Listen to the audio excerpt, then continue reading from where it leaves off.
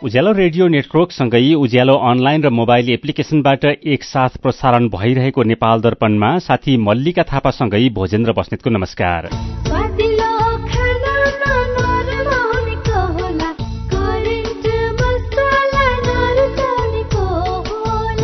नेपाल दर्पणको साथमा करेन्ट मसला र करेन्ट चिया, स्वादको झट्का। नेपाल दर्पण सुरु गरौं मुख्य खबरका शीर्षकहरूबाट। नेपाल र भारतका विदेश सचिव स्तरीय बैठक सम्पन्न, सीमा समस्याबारे कुरा उठेन। आजै राष्ट्रपति भण्डारी, प्रधानमन्त्री प्रचण्ड र परराष्ट्र मन्त्री पौड्यालसँग भारतीय विदेश सचिवको भेटवार्ता। हवाई रूटमा सहजीकरण गर्न नेपालको माग। यातायात मजदूर र प्रहरीको झडपले काठमाडौँको नयाँ बस पार्क क्षेत्र अझै अशान्त। पैदल यात्रु त्रासमा, भोलिदेखि काठमाडौँ उपत्यकामा गाड़ी नचलाउने घोषणा। लघुवित्तबाट ग्राहकहरू पीड़ित हुने क्रम बढ्दो, कड़ा नियमन भइरहेको राष्ट्र बैंकको दावी। आफ्नो आकाशबाट चौथो शंकास्पद वस्तुलाई खसालेको अमेरिकाको दावी। बेलुनको विषयमा अमेरिकाले आत्मआलोचना गर्नुपर्ने चीनको भनाई। र राष्ट्रिय भलिबल टीमका मुख्य प्रशिक्षकमा बेल्जियमका डी ब्रान्ट नियुक्त। भोलिदेखि कीर्तिपुरमा शुरू हुने त्रिदेशीय क्रिकेट श्रृंखलाको सबै तयारी पूरा। सुन त, मेरो कपडा प्याकिङ गरिदेऊ त। श्यामजीको मिसेसलाई क्यान्सर उपचार गराउन इन्डिया सँगै लिएर जानुपर्ने भयो। ए हो र? अनि सुन्नु त, अब क्यान्सरको उपचार सीएमसी क्यान्सर इन्स्टिच्युट भरतपुरमा नै हुन्छ नि। नेपालमै पहिलो पटक अत्याधुनिक भेरिएन्ट ट्युबिम भएको 60 काउज र हाइपर आर्क लगायतका अत्याधुनिक उपकरण प्रयोग गरी मस्तिष्कमा रहेको ट्युमर, फोक्सोको क्यान्सर, स्तन क्यान्सर, घाँटी तथा टाउको सम्बन्धी क्यान्सर, पेट तथा कलेजो सम्बन्धी क्यान्सर, पाठेघरको मुख, गर्भाशय तथा मूत्राशय सम्बन्धी क्यान्सर तथा अन्य क्यान्सरहरूको उपचार हुन्छ। क्यान्सर भएको ठाउँको पहिचान गरी रेडिएसनको माध्यमबाट पूर्ण रूपमा निको हुने गरी पनि उपचार गरिन्छ। सरकारी अस्पतालकै सेवा शुल्कमा उपचार हुनुका साथै नेपाल सरकारबाट प्रदान गरिने क्यान्सर पीड़ितहरूका लागि 1 लाखसम्मको छुटको व्यवस्था पनि छ। ओहो, यस्तो सुविधा रहेछ। ल, अब क्यान्सर उपचार गराउन सीएमसी क्यान्सर इन्स्टिच्युटमा नै लिएर जान्छौं।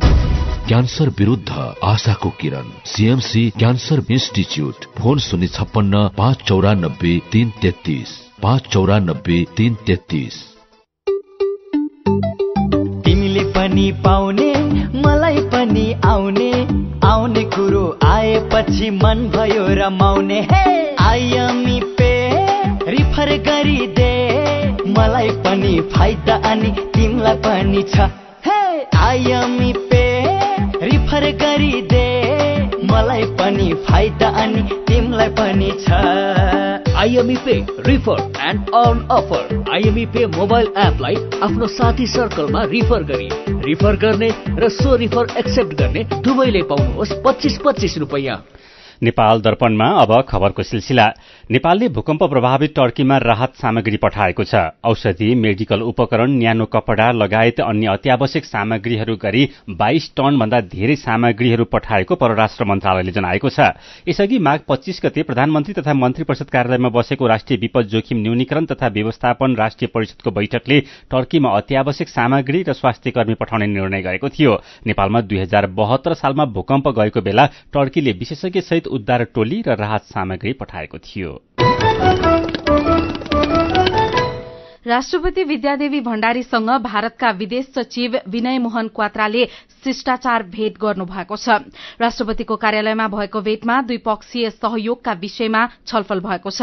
भेटमा दुई देशबीचको ऐतिहासिक सम्बन्धका साथै कनेक्टिभिटी, ऊर्जा व्यापार लगायत द्विपक्षीय सहयोगका विषयमा छलफल भएको परराष्ट्र मन्त्रालयले जनाएको छ। यस्तै भारतीय विदेश सचिव विनय मोहन क्वात्राले प्रधानमन्त्री पुष्पकमल दाहाल प्रचण्डसँग पनि शिष्टाचार भेटवार्ता गर्नुभएको छ। यसअघि बेलुकी प्रधानमन्त्रीको सरकारी निवास बालुवाटारमा प्रधानमन्त्री प्रचण्ड र भारतीय विदेश सचिव क्वात्राबीच भेटवार्ता भएको हो। भेटमा दुई देशको सहकार्यको विषयमा छलफल भएको छ। त्यसअघि भारतका विदेश सचिव क्वात्राले परराष्ट्र मन्त्री डाक्टर विमला राय पौड्यालसँग शिष्टाचार भेटवार्ता गर्नुभएको छ। मन्त्रालयमा भएको भेटमा उहाँहरूबीच द्विपक्षीय सहयोगका विविध विषयमा छलफल भएको छ। भेटमा द्विपक्षीय सम्बन्धलाई थप सुदृढ बनाउँदै विकास सहायता अभिवृद्धि गर्ने लगायतका विषयमा छलफल भएको मन्त्री डाक्टर पौड्यालले जानकारी दिनुभएको छ। उहाँले गौतम बुद्ध र पोखरा अन्तर्राष्ट्रिय विमानस्थलका लागि नयाँ अन्तर्राष्ट्रिय हवाई रूटका सम्बन्धमा समेत छलफल भएको बताउनुभयो। परराष्ट्र सचिव भरतराज पौडेलको निमन्त्रणामा भारतीय विदेश सचिव क्वात्रा बिहान नेपाल आउनु भएको हो।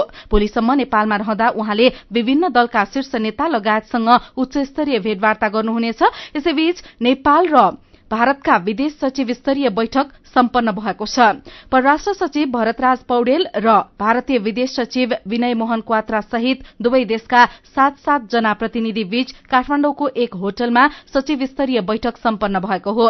बैठकमा अहिलेसम्म भएका विभिन्न सम्झौता र साझेदारीको विषयमा छलफल र समीक्षा भएको परराष्ट्र स्रोतले जनाएको छ। यस्तै दुवै पक्ष समग्र क्षेत्रको हितका लागि आर्थिक र विकास सहयोगलाई थप सुदृढ गर्न सहमत भएका छन्। यस्तै कनेक्टिभिटी, विद्युत व्यापार, कृषि तथा स्वास्थ्य सहितका विषयमा कुराकानी भएको छ। तर नेपाली भूमि, कालापानी, लिपुलेक र लिम्पियाधुरालाई भारतले आफ्नो दावी गरेको विषयमा भने यसपटक पनि छलफल नभएको स्रोतले जनाएको छ।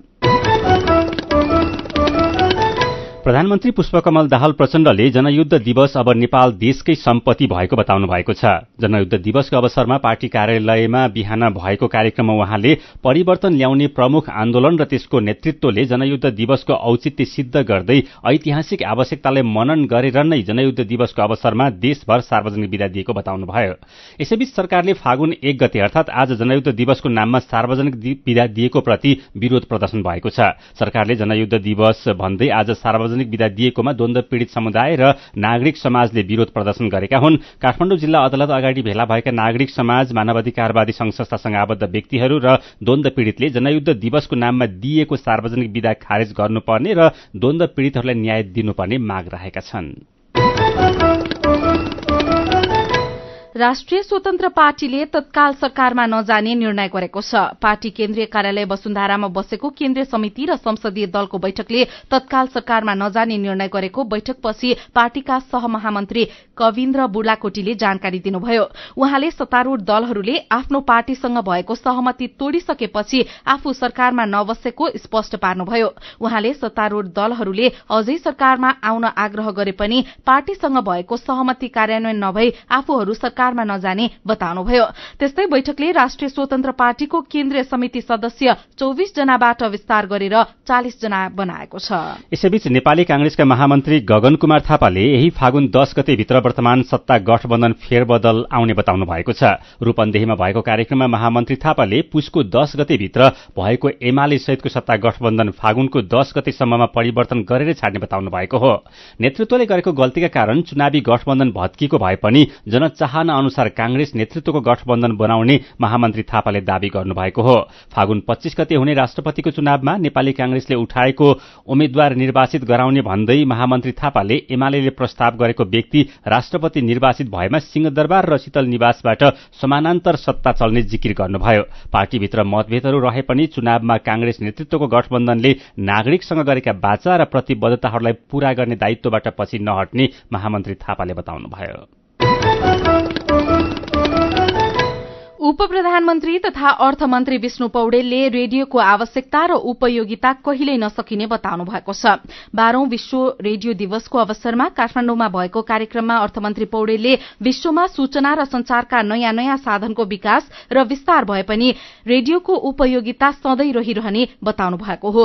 विगतका महत्वपूर्ण आन्दोलन र परिवर्तनमा रेडियोको महत्वपूर्ण भूमिका रहेको स्मरण गर्दै उहाँले सरकारले रेडियोलाई प्रोत्साहन र प्रवर्धन गर्ने नीति लिने उल्लेख गर्नुभयो। संयुक्त राष्ट्र संघको आह्वानमा सन् 2012 देखि विश्व रेडियो दिवस मनाउन शुरू गरिएको हो। नेपालमा विक्रम सम्वत 2003 सालमा काठमाडौँमा रेडियो नेपालको प्रसारण शुरू भए पनि औपचारिक रूपमा भने 2007 साल मंसिर 28 गतेदेखि प्रजातन्त्र रेडियोका नाममा रेडियो सञ्चालन शुरू भएको हो। एफएम प्रसारण भने 2052 सालदेखि शुरू भएको हो। रेडियोलाई आम संचारको प्रभावकारी माध्यमका रूपमा लिइन्छ, तर कोरोना महामारीपछि विश्वमा देखिएको आर्थिक संकटको असर रेडियोमा पनि परेको छ। देशका सबैजसो जिल्लामा एफएम रेडियो स्थापना भएका छन्, तर त्यसमध्ये केही आर्थिक संकटका कारण बन्द भएका छन् भने अरू केही बन्द हुने अवस्थामा पुगेका छन्। देशभर 750 भन्दा धेरै रेडियो सञ्चालनमा रहेको तथ्याङ्क छ। राजनीतिक परिवर्तनसँगै सामाजिक रूपान्तरणका लागि महत्वपूर्ण भूमिका निर्वाह गरेको रेडियोको योगदानलाई सरकारले बेवास्ता गर्ने गरेको गुनासो छ। यातायात व्यवसायी र प्रहरीको झडपले काठमाडौँको नयाँ बस पार्क क्षेत्र तनावग्रस्त बनेको छ।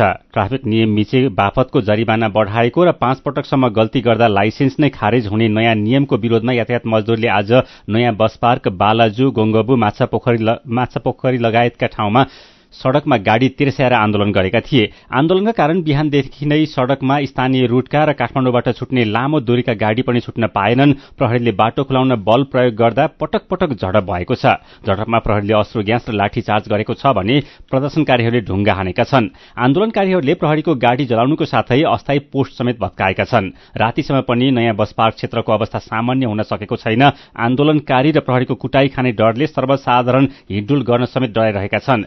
नेपाल यातायात स्वतन्त्र मजदुर संगठन, नेपाल यातायात मजदुर संघ र अखिल नेपाल यातायात मजदुर संघले निकालेको संयुक्त विज्ञप्तिमा नयाँ बस पार्कको ठेकेदार कम्पनी लोत्सेका कर्मचारीहरूसहित 30 जनाले मजदुरमाथि हातपात गरेकोले प्रदर्शन र चक्काजाम गरेको उल्लेख छ। आक्रमणहरूमा संलग्न व्यक्तिलाई कार्यवाही भन्दा प्रहरीले उल्टै मजदुरमाथि बल प्रयोग गरेको उनीहरूको आरोप छ।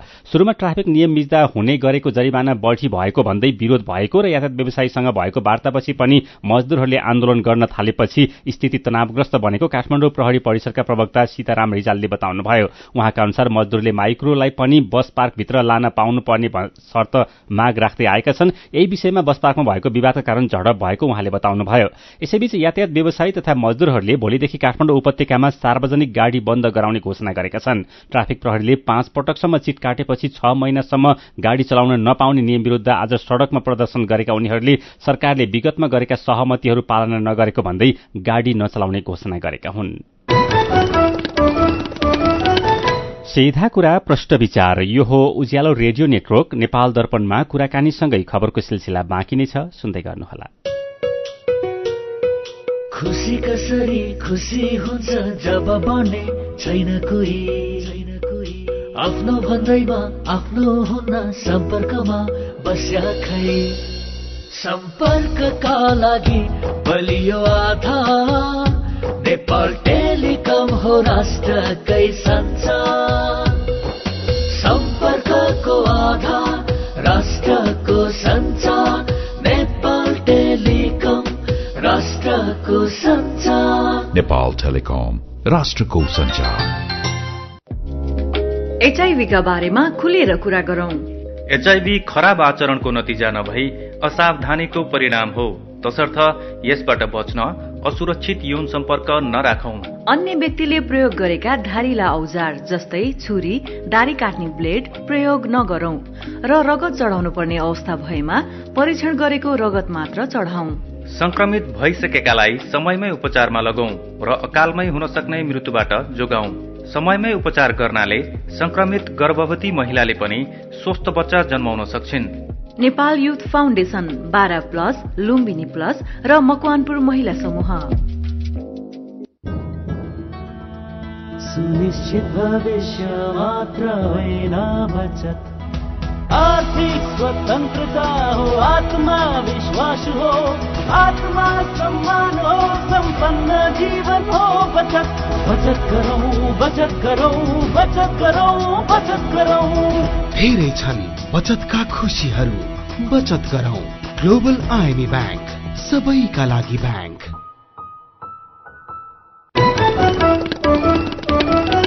उज्यालो रेडियो नेटवर्कबाट प्रसारण भइरहेको नेपाल दर्पणमा तपाईंलाई फेरि स्वागत छ। यतिन्जेल हामीले नेपाल र भारतका विदेश सचिव स्तरीय बैठक सम्पन्न, सीमा समस्याबारे कुरा उठेन, यातायात मजदुर र प्रहरीको झडपले काठमाडौँको नयाँ बस पार्क क्षेत्र अझै अशान्त, पैदल यात्रु त्रासमा लगायतका खबर प्रस्तुत गर्यौं। नेपाल दर्पणमा अब बाँकी प्रसंग। पछिल्लो समय लघुवित्तबाट ग्राहकहरू पीड़ित हुने क्रम बढ़ेको छ। लघुवित्तले 15% ब्याज र त्यसमा 1.5% सम्म सेवा शुल्क जोडेर 16.5% सम्म शुल्क लिन पाउँछन्, तर वार्षिक 36% सम्म ब्याज लिने, गोठबाट गाई भैंसी नै उठाएर लैजाने, वार्षिक 5 पटकसम्म सेवा शुल्क लिने लगायतका क्रियाकलापले केही लघुवित्त कम्पनीमाथि प्रश्न उठिरहेका छन्। केही ठाउँमा त ऋणीले आत्महत्या गरेका, घरमा ताला लगाएर हिँडेका र गाउँ नै छाडेका दुःखद खबर पनि आइरहेका छन्। यस्ता विकृतिका विरूद्ध ठाउँ ठाउँमा आन्दोलन हुन थालेका छन्। 5 खर्ब रुपैयाँ कर्जा प्रवाह गरेको र 60 लाख जना सदस्य भएको लघुवित्त क्षेत्र नै गम्भीर समस्यामा जाने हो कि भन्ने चिन्ता पनि उत्पन्न भएको छ। साथी अर्जुन पोखरेलले नेपाल राष्ट्र बैंकका कार्यकारी निर्देशक तथा प्रवक्ता डाक्टर गुडाकर भट्टलाई सोध्नु भएको छ, लघुवित्तको ज्यादती बारे राष्ट्र बैंक कतिको जानकार छ त? राष्ट्र बैंकको सम्बन्धित सुपरभिजन विभागले यसलाई चाहिँ निकै सजगतापूर्वक, सतर्कतापूर्वक र गम्भीरतापूर्वक लिएको विषय हो। यसमा चाहिँ लघुवित्त वित्तीय संस्थालाई हामीले सचेत पनि गराइरहेका छौँ, समयसँग सजग गराइरहेका छौँ। लघुवित्त वित्तीय संस्थाका ग्राहकहरूले पनि बुझ्नुपर्ने के हो त भन्दा हामीले लिएको कर्जा तिर्नुपर्छ। आज कुनै परिस्थितिका कारणले हामीले कर्जा तिर्न सकिरहेका छैनौँ भने पनि त्यसलाई चाहिने सम्बन्धित लघुवित्त वित्तीय संस्थामा गएर आफ्नो कुरा प्रष्ट राख्ने, लघुवित्त वित्तीय संस्थाहरूले पनि चाहिने ऋण उठाउँदाखेरि जबरजस्ती गर्ने होइन कि हिजो हामीले ऋण प्रवाह गर्दाखेरि कहाँनिर कमजोरी भयो त, त्यो विषयमा लघुवित्त वित्तीय संस्थाहरूले पनि आफ्नो पुनर्मूल्याङ्कन गर्नुपर्ने हुन्छ। 15% ब्याज र त्यसमा 1.5% अथवा 1.5% सेवा शुल्क लिनुपर्छ भन्नुभयो, लिने नियम छ भन्नुभयो। यसो गर्दा 16.5-17% सम्म हुने हो, तर विभिन्न शुल्क गरेर वार्षिक 36% सम्म पुर्याएको देखियो। यो विषयमा तपाईहरुसँग गुनासो नै नआएको हो कि? राष्ट्र बैंकमा आएका गुनासालाई राष्ट्र बैंकले गम्भीरतापूर्वक लिएर चाहिने सबै सम्बोधन गरिरहेको छ। अधिकांश आएका गुनासाहरूलाई हामीले सम्बोधन गरेका छौँ। हाम्रो लघुवित्त संस्थाको सुपरभिजन गर्ने विभागले पनि चाहिने यस प्रकारका कुनै गुनासा आएका छन् भने तिनीहरूलाई चाहिने जस्तो सेवा शुल्कमा गुनासो आएको थियो र त्यो सेवा शुल्कमा आएको गुनासोलाई राष्ट्र बैंकले गम्भीरता साथ लिएर चाहिने कतिपय लघुवित्त वित्तीय संस्थालाई यो विषयमा सचेत पनि गराइसकेको अवस्था छ। अब यो कतिपय ठाउँमा त उठीवास नै लगाएका पनि आए, टोल नै ताला लगाएर हिँडेको लघुवित्तको डरले। लघुवित्त वित्तीय संस्थाहरूलाई हामीले यो विषयमा अहिलेको परिस्थितिमा तपाईहरूले चाहिने ग्राहकलाई पनि कसरी चाहिने काम गर्ने वातावरण बनाउन सकिन्छ त्यो गर्नुहोस् भनेर भनिरहेछौँ र लघुवित्त वित्तीय संस्थाका ग्राहकको नाममा चाहिने जुन किसिमको चाहिने अलिकति बैंकिङ प्रणालीप्रति अविश्वास उत्पन्न हुने, बैंकिङ प्रणालीलाई भोलि समस्यामा पार्ने काम हुँदाखेरि त्यसले भोलि चाहिने समग्र बैंकिङ प्रणालीलाई समस्यामा ल्याउँछ। त्यो विषयमा चाहिने ग्राहकहरूको चाहिने माध्यमबाट अथवा ग्राहकहरूको नाममा क्रियाकलाप गर्दाखेरि त्यो क्षेत्रमा काम गर्ने मान्छेहरूले पनि सजग हुनुपर्छ। कतिपय ठाउँमा गाई भैँसी नै उठाएर लगिदिएका समाचारहरू पनि आए। त्यसरी उठाएर लैजान मिल्छ कि मिल्दैन? यदि ऋणी समस्यामा छ, उनीहरूले तोकेको भाका नागिसकेको छ भने घरमै ताला लाएर हिँड्नुपर्ने गरी गाई भैँसी नै गोठबाट उठाएर लैजान मिल्छ कि मिल्दैन?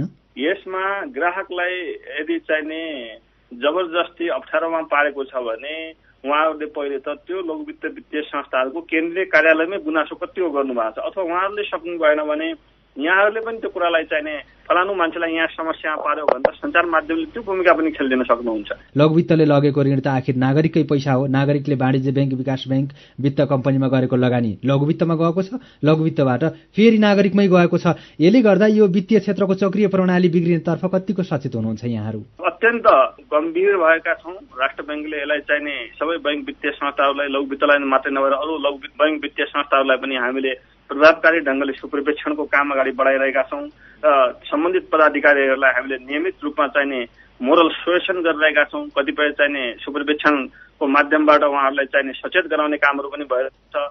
राष्ट्र बैंकले अत्यन्त संवेदनशील रूपमा लिएको छ। लघुवित्तप्रतिको विश्वास चाहिँ टुटाउने काम कसैबाट पनि गर्नु हुँदैन। बैंकिङ प्रणालीप्रतिको विश्वास चाहिँ टुट्नु हुँदैन। बैंक भनेको त अर्थतन्त्रको एउटा महत्त्वपूर्ण खम्बा हो। भोलि बैंकिङ प्रणालीमा कुनै समस्या आउँदाखेरि त्यसले चाहिने ठूलो समस्या ल्याइदिन्छ। उहाँ हुनुहुन्थ्यो नेपाल राष्ट्र बैंकका कार्यकारी निर्देशक तथा प्रवक्ता डाक्टर गुणाकर भट्ट। नेपाल दर्पणमा खबरकै सिलसिला। ट्रान्सपरेन्सी इन्टरनेशनल नेपालले संसद सचिवालयमा सम्पत्ति शुद्धिकरण, निवारण तथा व्यावसायिक वातावरण प्रवर्धन सम्बन्धी केही ऐनलाई संशोधन गर्न बनेको विधेयक दर्ता गराएको विषयमा ध्यानाकर्षण भएको जनाएको छ। आज एक विज्ञप्ति निकालेर ट्रान्सपरेन्सीले ऐनको मूल मर्म र उद्देश्य प्रतिकूल हुने गरी स्रोत नखुलेको सम्पत्तिमा कर तिरेमा त्यो सम्पत्तिलाई स्वतः वैधता प्रदान गर्ने अर्थात अवैध तरिकाले आर्जित धनलाई स्वतः वैध तुल्याउने बाटो प्रस्तावित संशोधन विधेयकले नलेखोस् भनेर सचेत पनि गराएको छ। सिन्धुलीको मरेड गाउँपालिकामा भएको मोटरसाइकल दुर्घटनामा परि 2 जनाको ज्यान गएको छ। वडा नम्बर 7 महेश्वता क्याम्पस चोक नजिक मदन भण्डारी लोकमार्गमा भएको दुर्घटनामा परि वडा नम्बर 4 का 33 वर्षीय जितेन्द्र माझी र मेष बहादुर माझीको ज्यान गएको प्रहरीले जनाएको छ। सदरमुकाम सिन्धुली माडीमा गुडिरहेको 58 प 9098 नम्बरको मोटरसाइकल अगाडि रहेको ट्र्याक्टरमा ठोकिएर दुर्घटना भएको थियो। तीव्र गतिमा रहेको मोटरसाइकलका चालकले पार्किङमा राखेको ट्र्याक्टर नदेख्दा दुर्घटना भएको हुन सक्ने प्रहरीको अनुमान छ। दुर्घटनाबारे थप अनुसन्धान भइरहेको छ। यसैबीच बर्दियामा बीमा दावी गर्नको लागि आफ्नै बस चलाउने एकजना पक्राउ परेका छन्। आज बिहान मधुवन नगरपालिकाको पक्की सड़कमा लु 2 ख 2084 नम्बरको बसमा आगो लागिरहेको अवस्थामा रहेको जानकारी पाएपछि प्रहरी घटनास्थलमा पुगेको थियो। त्यसपछि अनुसन्धान गर्दै गाडी चालक रामु चौधरीले नै बसमा आगो लगाएको खुलेको जिल्ला प्रहरी कार्यालय बर्दियाले जनाएको छ। बस बिग्रिएकाले मर्मतको लागि ग्यारेजमा लगिएकोमा खर्च धेरै लाग्ने भएपछि उनले बस चलाएको बयान दिएको प्रहरीले जनाएको छ। नेपाल दर्पणमा मेरो पनि भन्नु छ सँगै खबरको सिलसिला बाँकी नै छ, सुन्दै गर्नुहोला। आधुनिक र प्राकृतिक चिकित्सा पद्धतिको वैज्ञानिक सम्मिश्रण स्थल डनी हिलिङ क्लिनिक। यहाँ विशेषज्ञहरूद्वारा नसा, हाड जोड्नी, मांसपेशीका दुखाइ र अन्य समस्याको उचित परीक्षणद्वारा रोगको पहिचान, उपचार र परामर्श प्रदान गरिन्छ। Physiotherapy, acupuncture, Ayurveda, medical massage तथा विशेषज्ञहरूको सल्लाह अनुसार न्यूनतम प्रतिकूल प्रभाव हुने गरी उचित उपचार गरिन्छ। स्वस्थ जीवनशैली तथा निरोधात्मक परामर्शको लागि आउनुहोस्। हाम्रो सिद्धान्त निको प्रकृतिले पार्छ, हामी सहयोग गर्छौं। डनी हिलिङ क्लिनिक, एकान्त कुना road, Jawalakhel. Phone number 5521 885, 98 018 16380। Website denihealing.com। सुरक्षित र समृद्ध होस् जिन्दगीको सेरोफेरो। भोलिको लागि सोच्नु पर्ने कर्तव्य हो तिम्रो मेरो। ढुक्क हुन भोलिलाई बिमा गरौँ है, नेशनल लाइफ इन्सुरेन्समा बिमा गरौँ है। विगत 35 वर्षदेखि सञ्चालनरत नेपालकै पहिलो अग्रणी जीवन बीमा company national life insurance company, Lazimpat, Kathmandu. Jasmine paint रंगको बहारमा उपहार उपहार। जस्मिन पेन्ट्स लगाऊ र लकी ड्र मार्फत वर्षैभरि हरेक महिना 1 लाख र उपहारहरू जितौं। यो योजना अन्तर्गत वर्षभरि प्रत्येक महिना लकी ड्र मार्फत 1 जनाले 1 लाख, 1 जनाले स्मार्टफोन, 10 जनाले DHI राइस कुकर र 100 जनाले घडी प्राप्त गर्न सक्नुहुनेछ। नेपाली मनको नेपाली रङ, जस्मिन पेन्ट्स।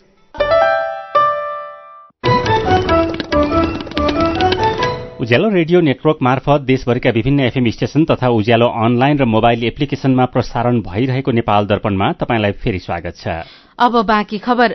पछिल्लो 24 घण्टामा 1 जनामा कोरोना भाइरसको संक्रमण पुष्टि भएको छ। PCR र एन्टिजेन गरी 549 जनाको नमूना परीक्षण गर्दा 1 जनामा कोरोना भाइरसको संक्रमण पुष्टि भएको स्वास्थ्य तथा जनसंख्या मन्त्रालयले जनाएको छ। थप 2 जना संक्रमित निको भएका छन्। नेपालमा कोरोना भाइरसका सक्रिय संक्रमितको संख्या 6 जनामा झरेको छ।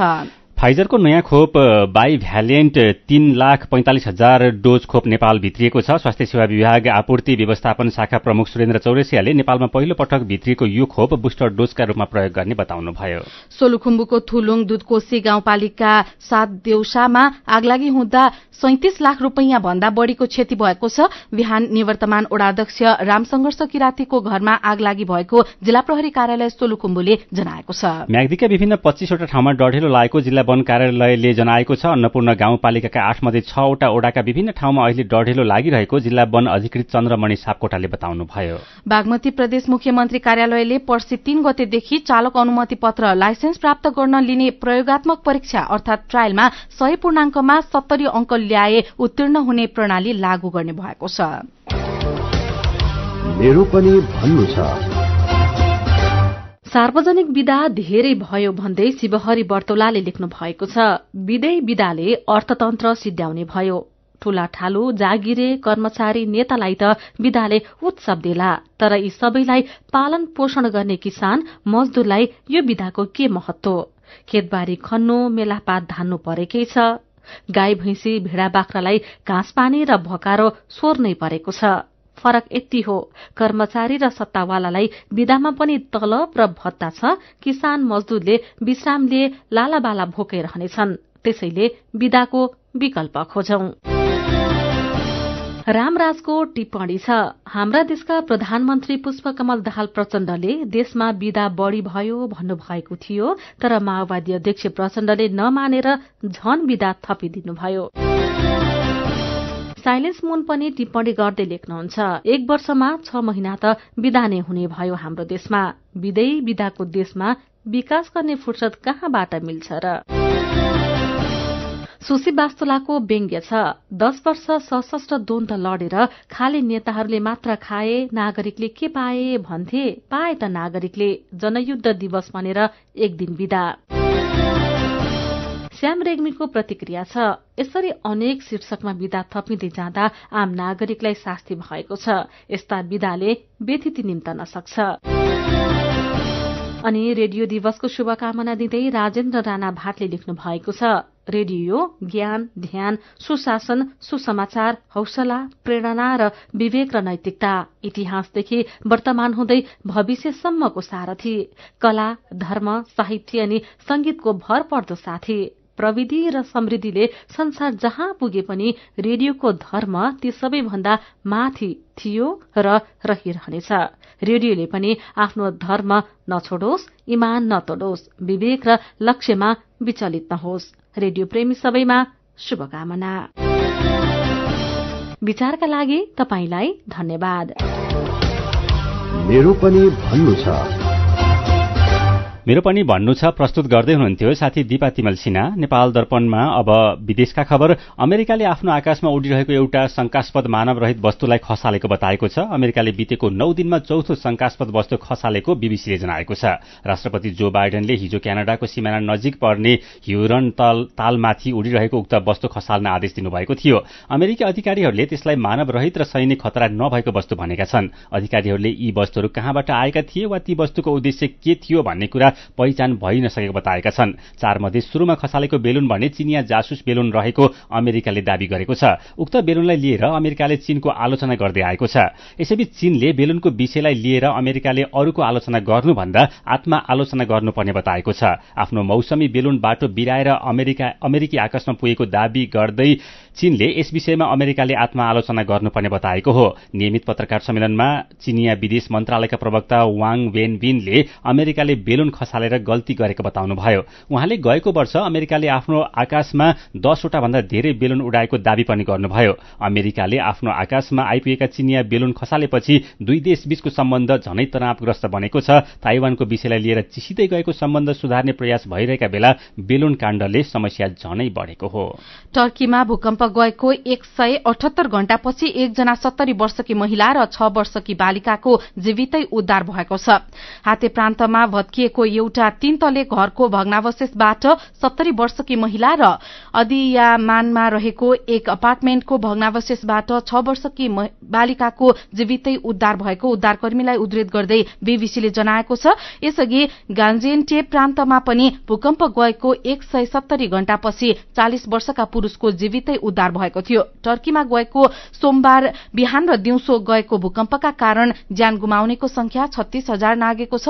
टर्कीमा 31,643 जना र सिरियामा 4,614 जना गरी 36,257 जनाको ज्यान गएको अल जजिराले जनाएको छ। अब खेल खबर। नेपाली राष्ट्रिय भलिबल टीमका मुख्य प्रशिक्षक बेल्जियमका जान जोसे डी ब्रान्ट नियुक्त भएका छन्। उनलाई 6 महिनाको लागि नियुक्त गरेको नेपाल भलिबल संघका महासचिव रोशन श्रेष्ठले जानकारी दिए। उनी चैतको पहिलो हप्ता नेपाल आउनेछन् र अगस्तसम्म प्रशिक्षण दिनेछन्। ब्रान्टले आवश्यकता अनुसार महिला र पुरूष दुवै टोलीलाई प्रशिक्षण दिने नेपाल भलिबल संघले जनाएको छ। आईसीसी विश्वकप क्रिकेट लीग 2 अन्तर्गत भोलिदेखि शुरू हुने एक दिवसीय श्रृंखलाको सबै तयारी पूरा भएको छ। त्रिवी क्रिकेट मैदान कीर्तिपुरमा नेपाल, स्कटल्याण्ड र नामिबिया बीचको एक दिवसीय श्रृंखला भोलिदेखि शुरू हुँदैछ। नेपाल क्रिकेट संघ क्यानले प्रतियोगिताको व्यवस्थापकीय र प्रशिक्षणको सबै तयारी पूरा भएको जानकारी दिएको छ। आज भएको पत्रकार सम्मेलनमा सबै देशका प्रमुख प्रशिक्षक र कप्तानले पनि प्रतियोगिता जित्न तयार भएर बसेको बताएका छन्। नेपालका कप्तान रोहित पौडेलले श्रृंखला आफूहरूको लागि एकदमै महत्वपूर्ण रहेको बताएका छन्। उनले आउने 2 श्रृंखला कस्तो रहने भन्ने यो खेलले देखाउने बताए। श्रृंखला भोलिदेखि 9 गतेसम्म हुनेछ। पहिलो खेलमा नेपालले भोलि नामिबियासँग खेल्नेछ। दोस्रो खेलमा 5 गते स्कटल्याण्डसँग, 6 गते नामिबियासँग र 9 गते स्कटल्याण्डसँग खेल्नेछ। र आईसीसी महिला टी20 विश्वकप क्रिकेटमा अहिले आयरल्याण्ड र इङ्ल्याण्ड खेलिरहेका छन्। दक्षिण अफ्रिकाको पार्डमा पहिले ब्याटिङ थालेको आयरल्याण्डले ताजा अवस्थामा 18 ओभर 2 बलको खेल सकिँदा 115 रन बनाएको छ। इङ्ल्याण्ड पहिलो खेलमा विजयी भएको थियो भने आयरल्याण्डले आज पहिलो खेल खेल्दैछ। प्रतियोगितामा आज राति 11:15 बजे दक्षिण अफ्रिका र न्यूजील्याण्डले खेल्दैछन्। खेल खबरसँगै हामी नेपाल दर्पणको अन्त्यमा आइपुगेका छौं। आजका मुख्य खबरका शीर्षक फेरि एकपटक। नेपाल र भारतका विदेश सचिव स्तरीय बैठक सम्पन्न। सीमा समस्याबारे कुरा उठेन। आजै राष्ट्रपति भण्डारी, प्रधानमन्त्री प्रचण्ड र परराष्ट्र मन्त्री पौड्यालसँग भारतीय विदेश सचिवको भेटवार्ता। हवाई रूटमा सहजीकरण गर्न नेपालको माग। यातायात मजदूर र प्रहरीको झडपले काठमाडौँको नयाँ बस पार्क क्षेत्र अझै अशान्त। पैदल यात्रु त्रासमा। भोलिदेखि काठमाडौँ उपत्यकामा गाडी नचलाउने घोषणा। लघुवित्तबाट ग्राहकहरू पीड़ित हुने क्रम बढ्दो। कड़ा नियमन भइरहेको राष्ट्र बैंकको दावी। आफ्नो आकाशबाट चौथो शंकास्पद वस्तुलाई खसालेको अमेरिकाको दावी। बेलुनको विषयमा अमेरिकाले आत्मआलोचना गर्नुपर्ने चीनको भनाई। र राष्ट्रिय भलिबल टीमका मुख्य प्रशिक्षकमा बेल्जियमका डेभ रान्ट नियुक्त। भोलिदेखि कीर्तिपुरमा शुरू हुने त्रिदेशीय क्रिकेट श्रृंखलाको सबै तयारी पूरा। आजको नेपाल दर्पण सकिएको छ। प्राविधिक साथी संघर्ष विष्टसँगै हामी मल्लिका थापा र भोजेन्द्र बस्नेत पनि बिदा हुन्छौं। उज्यालोको मोबाइल एप्लिकेशन र अनलाइनमा प्रसारण भइरहेका रेडियो र अनलाइनका सामग्री भाइबरमा पनि उपलब्ध छन्। सुक्खा समयमा आगलागीको धेरै जोखिम हुने भएकोले आगो बाल्ने वस्तुको सुरक्षित प्रयोग गरौं। नमस्कार।